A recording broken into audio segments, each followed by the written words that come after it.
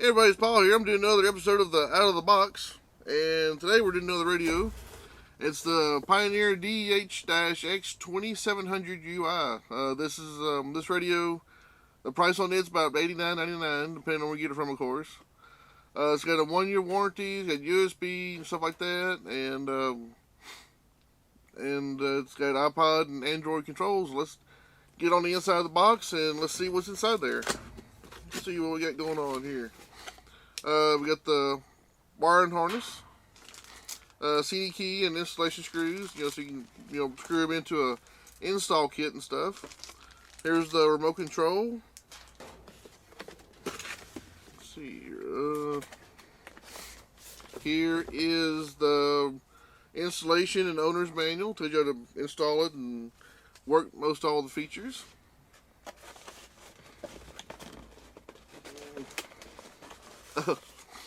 There's the warranty paper. It's always good to go and read over it and everything. And I think you can even put some information on it in case you need like the serial number or something. All right. There's nothing else in the box. Put that off to the side. And I got the styrofoam, keep it from banging around while it's being shipped or handled and stuff. Got the plastic bag to keep all the dust off of it. Just put that inside the box. And there it is. The rest of it's all on the radio. I guess now all we gotta do is just stick it in, mount it up and stuff, and we'll see what the back of it looks like, and we'll turn around and power it up and go from there. Alright, we got it all turned around backwards and stuff. Let me see if I can kind of center just a little bit. Okay, here we go. Alright, this is the back of the radio. We'll start from this side and work our way across. Got your antenna for FM reception. As usual, you might need an adapter for your vehicle.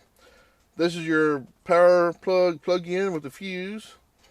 And over here you get like a 2-volt or 2.5 volt RCA rear side switchable subwoofer output.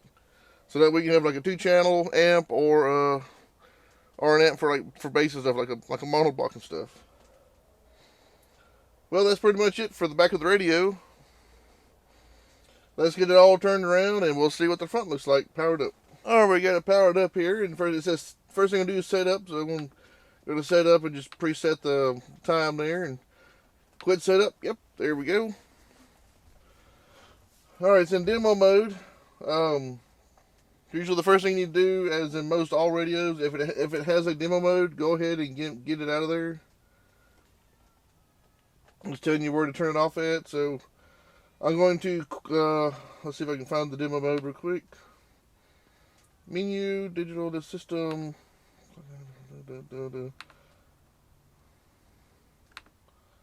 Demo mode off. Okay. Okay. Alright, this is the front of the radio. I got it powered up. I got the demo turned off. And right now I got it set to the tuner, so I can kind of give you a basic idea of where everything is at. This is your eject button right here, top left corner. If you had a CD in, it'll spit it out. You stick one in. This is your CD slot right here. Over here is a door. It covers just the USB port, which is illuminated so you can see it at nighttime. Here's the AUX or auxiliary or aux input. So if you have like a Android or phone or iPhone cassette player, Sony Walkman, whatever, you can plug it in. It'll sound that way too. The USB port will charge your iPhone and Android phones, as well as control music from those phones. So that's good to have that because it works both iPhones and Androids. Here's your presets, 1 through 6. You can have up to 18 preset stations for FM and 6 for AM.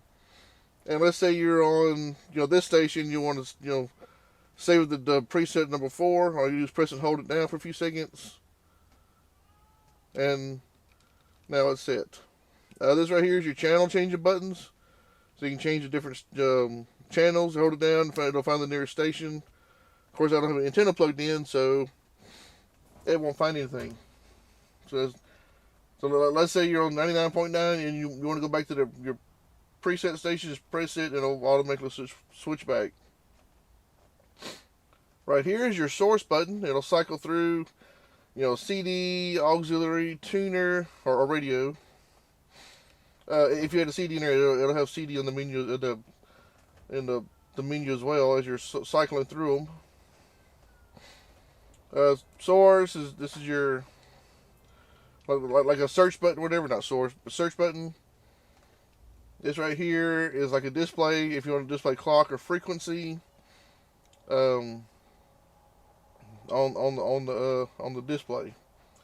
This is your menu backout button. You press it, it'll back you out all the menus. This right here is your band, FM1, FM2, FM3, AM, and back to FM1 again. iPod. This is you can press it to automatically switch over between control the hand free the head of from your. The iPod button, you press it and it'll switch over between control from the radio or back to the iPod itself. And I don't see any other buttons on here, so let's get into the menu. Your volume, of course, is not just the volume; it's also the menu button. You get into it. You got your menu. You got your, let's see, we got for function, best station memory, FM1. Of course, that's just for regular radio station. Let's back out of that. So we got audio. Go into here. You got fader and balance. So, you know, everybody knows what that is. EQ settings. You go into here. You got powerful, natural, like preset EQs. But then you got custom 1 and custom 2. And with custom 2, you got you can change the hertz frequency. It's like a 5-band. You got your, let's see, 80, which is 1, 2, 3, 4, 5. Yeah, so 5-band equalizer. So let's say you're on, let's see, 8 kilohertz.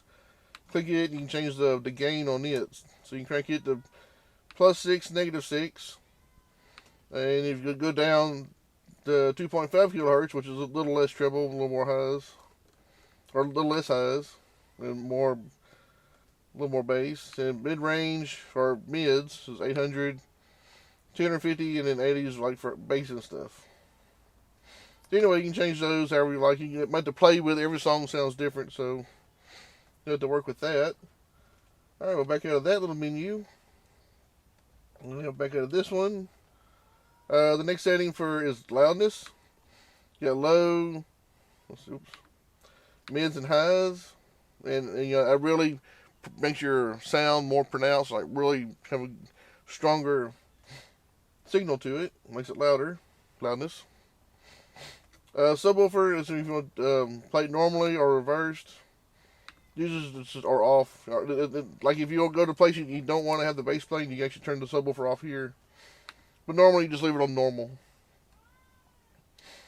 And I think that's all for audio. Let me cycle through. Oh, yeah, audio control. This where you actually change the frequency of the audio output for the bass. Oop, I hit the tripod there. Sorry about that. And then you got the gain and stuff. And I think that's the dB setup. Alright, good. Out of that, the next one is bass boost. It gives you a little more power to the bass. A little stronger hit to it. I think you got 6 levels of that. Next, high pass flicker settings. Or high pass frequency, sorry. In here you go and you set up like all the frequencies for your highs and stuff. Like for if you just want to use the rear as rear pre-outs, you go in there and, or if you really want to tinker with it, but you just leave it alone because it'll be full or turned off. And then back to fader and balance. Okay, so that's all for the audio controls. Next is illumination.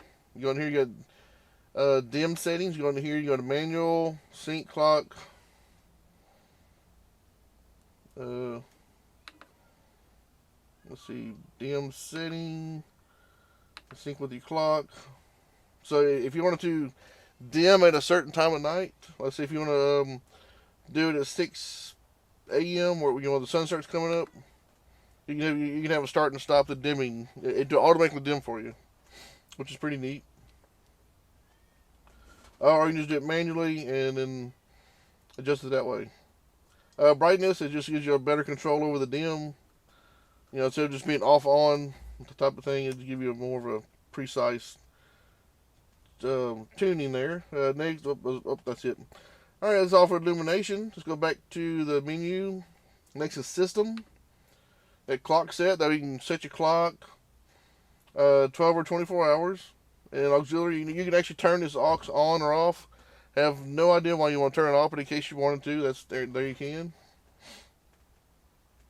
And then back to clock set. So that's all for system. The next is Mixtrax. Mixtrax is a free program that you can download from the Pioneer website, and you can take all the music that's on your computer and put it into this program. It'll mix it together like a DJ at a club. You can add a beat to it and everything, and it'll go between one song to the next, fluidlessly, and add a beat to it too. So it kind of be like, and all those lights kind of blink as well. Yep. Waiting too long. Mixtrax. You go into here. You got short mode. There's the length of the song. You got 1 minute, 1.5, all up to I think to 3 minutes. Of length of song time. So if you have 1 minute, the songs only last about 1 minute at a time. It doesn't speed them up, it just cuts them off at that length of time. Alright, next is mix pattern. You can have it mix, what the sound level, low pass, or just do it randomly. The display effects on, it means everything on here kind of blink and do different fancy deals. Cut in effects on, and back to short mode. So that's all for Mixtrax. And I think that's it. That's all in the menu. Well, that's everything on the front of the radio, and if I haven't missed anything, I'm sure I have. There's always some hidden feature somewhere. All right, let's get back in the box. All right, y'all, back in the box here. That was the Pioneer DEH-X2700UI. I forgot to mention it does have Pandora, and also, as all Pioneer radios do, that includes the Super Tuner 3D. There's like an automatic inclusion, so if you buy a Pioneer radio, it's probably going to have that in there. RDS, which is radio data something, but puts like song titles from the radio stations on the screen. But anyway, for a radio that's less than $100, iPhone, iPod controls, Android controls, CD radio, remote, it's a fairly decent radio, and with the option to program your dimmer, which is pretty neat. Anyway, I appreciate y'all watching. Like and subscribe, comment down there at the bottom down there, and let me know, and hope you all have a superb day, and please subscribe.